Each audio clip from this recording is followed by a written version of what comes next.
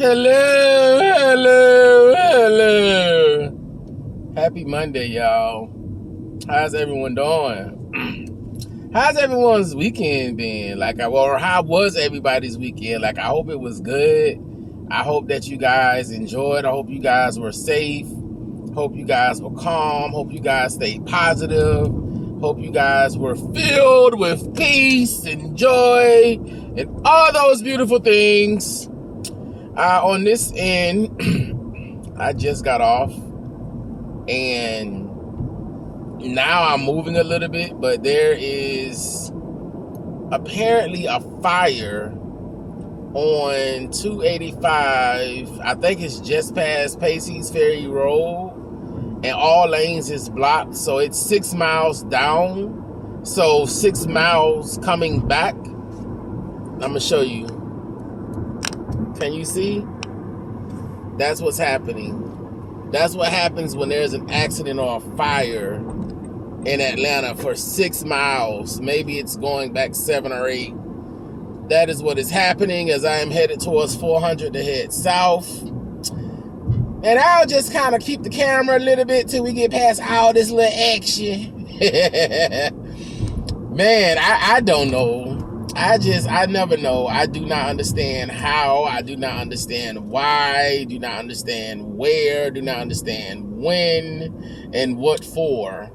I just know that the traffic is disgusting. This should be all the more reason for, counties in the metro to go ahead and do something as far as public transportation. Get a regional rail or something. We've got to do something because living in this traffic here, oh my gosh. Listen, if you got road rage and you don't live in Atlanta but you want to visit, let that be a visit only. Because if you have road rage and you live in Atlanta, let me tell you, you're going to pop a blood vessel and bust an eyeball. I'm just saying, because the traffic is everywhere, every day, at all times. Now, while I just escaped that traffic, I still have to go through the loveliness that is the downtown connector. That is where I'm headed towards now, as I can get back on the south side of the city where I know somebody, so I could just be cool, calm, and collected.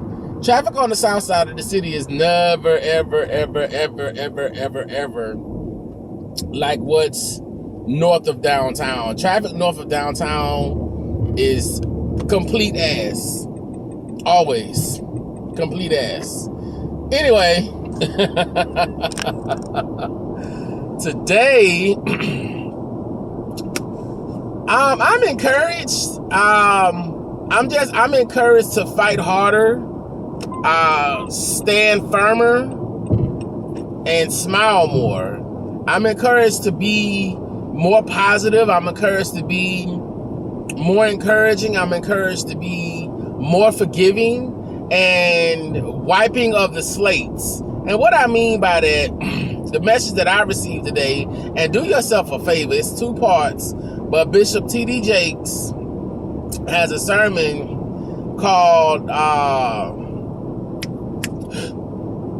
The Influence, or it's dealing with influence. If you type in T.D. Jakes and influence, it's 2 parts. I just did part 1 today. Amazing. And it taught me to, even though people have hurt me, disregarded me, and dismissed me, it speaks to me to be willing and open to potentially receiving them if that is in fact what God has for me. And I'm not going to go against God. And I thought about it. The thing that resonated with me is the fact that He's forgiven me so much for so many things every day, all day, every year of my entire life. He's done it once and for all. So if He can extend and afford me the luxury of that grace, I absolutely can do it towards other people. And it's also about not keeping a record of wrongdoing. I never considered myself a grudge holder, but I definitely, unfortunately, realized that I was a keeper of wrongs. And what I mean by that, if you hurt me and, you just did not intend well for me or my life, I would have your name and I would have line by line of the things that you did to me. And not saying that I was using it to stack up, but once I actually had gotten to the final straw for me, these were the reasons why. And then I would just review that and I would look at that to remind me not to mess with you. I wanted to say something else, but to not fool with you. But then it's like, God don't keep no record of my wrongdoing. So why is you holding a little tabulated list of everything someone has done to you? Because ultimately, when someone hurts you and someone disregards you and someone dismisses you, you ultimately, hopefully on the other side of it, learn a lesson. Hopefully you will learn a lesson. So then I find that when people put themselves in position to be opposition, it's simply placing me in a position of learning. Because learn for me means to not be so easily offended by the wrong they did to me, not feel so disrespected within myself emotionally, because I have to understand that what another person's actions, their drinking, their eating, whatever they're doing with their lives, have no bearing on me at all. You can't change my destiny. You can add to it and cause for me to enter into a greater space, if anything, but you can't take away from my destiny. The greatness that God has placed within me, you can't affect that. And as I'm learning and I'm going to work on it, I think I'm going to run that message back because it's so amazing. God will use the people that turned on you, if you will, and I'm in a tunnel, hence the darkness, but God will use the people that turned on you to enlarge your territory. There's a work that can be done through them. And then myself included, because I know that in this life, I am far from perfect. I got issues. I have my good days. I have my bad days. Sometimes my mouth could be a little reckless. Sometimes I am curt, and it can come off as very much so rude. And sometimes I just did not care how it came out. You got what it was at that moment in time. So perhaps, I'll add to someone's territory, because I definitely never try to be the type of person who is just randomly offensive. Like, I don't try to be out here just at random disrespecting people and causing people to enter into an uncomfortable space. That's not what I want to do. That is not everywhere I want to exist, and that is not how I want to thrive. I don't want that on my name. But I do find that sometimes we will hurt people. But at any rate, I'm learning to be more merciful to people. I'm learning to be kind to people. I think probably one of the biggest things I walked away with is, in the midst of and in spite of what is going on, the evils that are happening, God is still with me. And because he is still with me, God is going to deliver me. He is going to protect me. He is going to keep me. So I pitched the question last week, is America worth the fight? Well, it's not about America. It's about God's purpose for me in America. And because it's about God's purpose for me in America, I am content to stay here and do my part. Because if we all leave and we all run, not only is America going to collapse and it's going to fall and fail miserably, but then you're taking the very issue that's not dealt with to wherever the hell you end up going. And again, for someone, this might not be your message, and that's fine. But if you are running from the issue, you're never facing to resolve the issue. And I understand what it looked like. But at this point in life, especially as fired up as I am, I don't give a damn what it looked like. Because it's about God's purpose. Because am I serving God or am I serving man? Am I going to believe God or am I going to believe man? And I am included as far as that manhood goes, because it's also about my perspective and my perception on life as life is happening. So I want to do better, so I'm going to make the decision to do better.